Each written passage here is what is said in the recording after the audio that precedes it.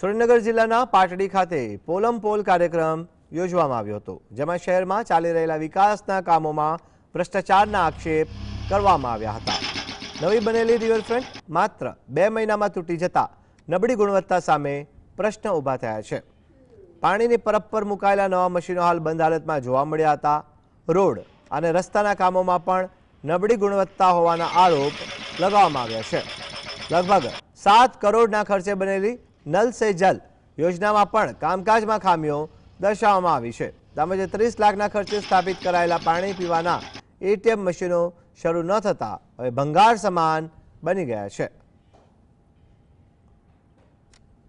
એ પ્રમાણેનું 2 કરોડ ને 55 લાખ રૂપિયાનું ટેન્ડર આવ્યું હતું। સરકારે કીધું કે 1 કરોડ ને 84 લાખ રૂપિયા આપીશું। 68 લાખ રૂપિયા જેટલી માતબર રકમ પાટડી નગરપાલિકાના 100 ભંડોળમાંથી આ લોકોએ ફાળવી આપી છે। એટલા માટે થઈ અને હું પહેલા દિવસથી કહું છું કે પાટડી નગરપાલિકાના સત્તાધીશોને ક્યાંક ને ક્યાંક એમના મળતિયા કોન્ટ્રાક્ટરોને આર્થિક લાભ થાય એ માટેનું જે કામ કરે છે